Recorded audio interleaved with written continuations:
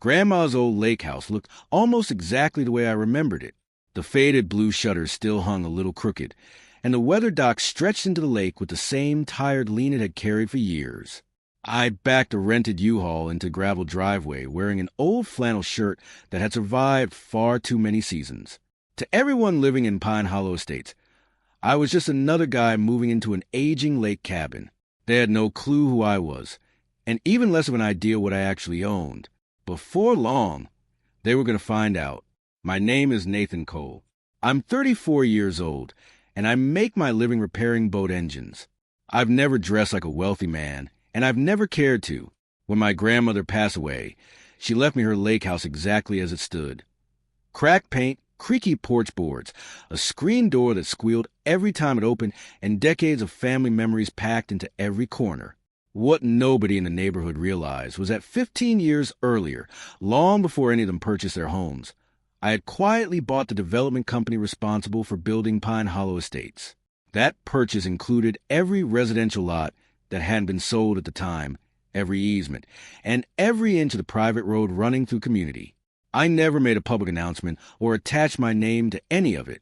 The ownership stayed hidden behind a plain LLC with a forgettable name while my property manager handled the paperwork and collected payments.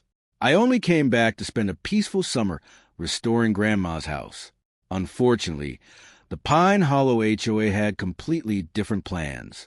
On my second morning there, a woman wearing a bright visor, spotless white capri pants, and carrying a clipboard stopped at the end of my driveway. "You can't leave that U-Haul parked on the street for more than 24 hours, she said. "Community standards." "I'm unloading it today," I replied calmly. "It'll be gone this afternoon." She scribbled something onto her clipboard anyway. "I'm Deborah, president of the HOA," she announced, "and your grass is about 2 inches higher than our ordinance allows." "Grandma's grass. 2 inches. I'll take care of it," I answered. By Thursday, a violation notice had been zip-tied to my front door. $50 for the lawn. Another citation arrived because my kayak was resting on the dock in what they called an unauthorized location. Then came a third notice claiming my mailbox was painted the wrong shade of black. I paid every fine without arguing. I didn't complain. I simply watched. Deborah seemed to appear every other day with that same clipboard tucked under her arm, always discovering another obscure rule I had supposedly violated. Every warning came with the exact same polished smile and perfectly rehearsed tone, as though she practiced delivering fines until they sounded like friendly neighborhood advice instead of harassment. The following Saturday, she found me sanding one of the dock's wooden railings. "You should know," Deborah said, "this dock is considered HOA-adjacent common property. Any future modifications require approval from a board." "It's my dock," I replied. "The deed makes that perfectly clear." "That isn't how our bylaws interpret it," she answered with a confident smile, the kind worn by someone convinced victory was already guaranteed. "We can make life here extremely difficult for you, Mr. Cole, or we can make it very easy. Your decision."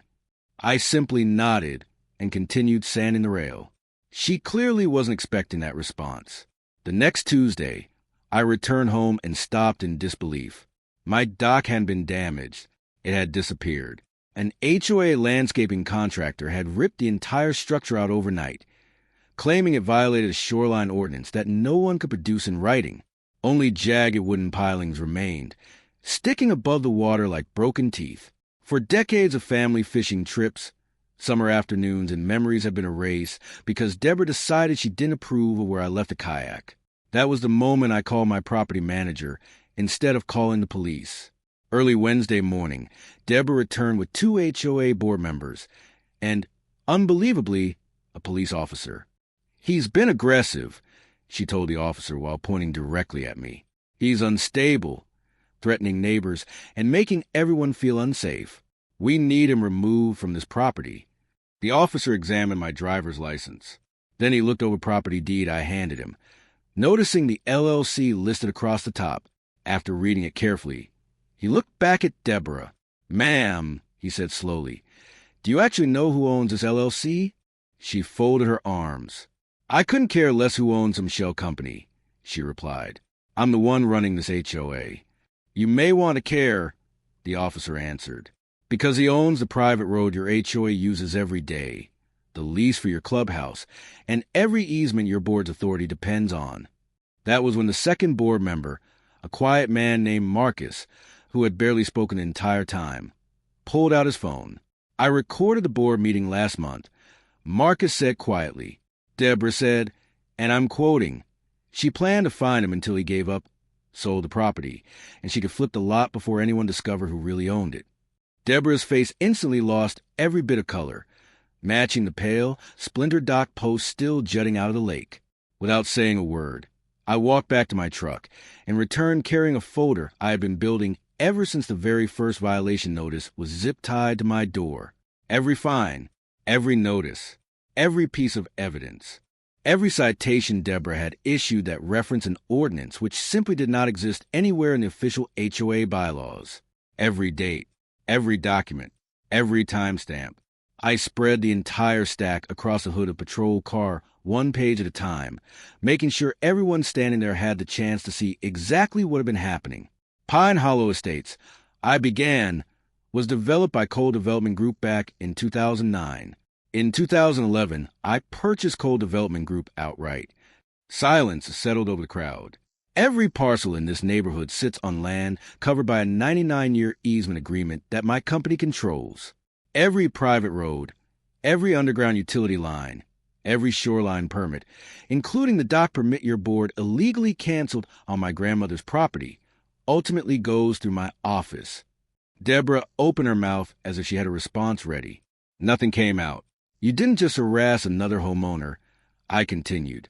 You ordered the destruction of privately owned property using a rule that doesn't even exist in your governing documents. Then you called the police hoping to remove the legal owner from his own land. I looked directly at her. And that owner also happens to control the master lease covering your clubhouse, the community pool, and the private roadway every homeowner here depends on. The officer slowly let out a long breath before closing his notebook. I think this has officially become a civil matter, he said. There's nothing further for me to enforce. Marcus stepped forward before anyone else could speak. For the record, he announced, I'm resigning from the HOA board effective immediately, and I have 3 additional recordings from board meetings if county investigators want to hear them. By then, neighbors had gathered all around the driveway. Many of them had quietly paid fines for years without ever questioning why new violations kept appearing every few months.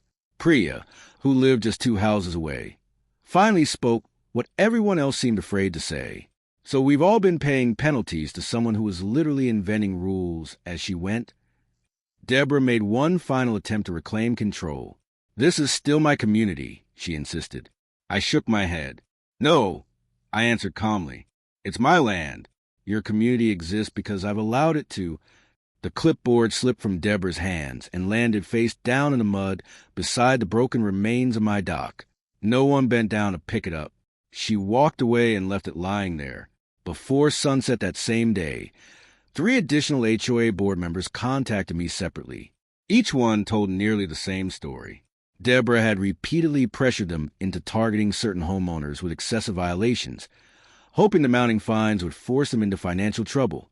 Once those owners became desperate enough to sell, properties would quietly be purchased below market value through a shell company connected to Deborah herself.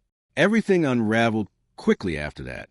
Within a week, the HOA board voted unanimously to remove Deborah as president.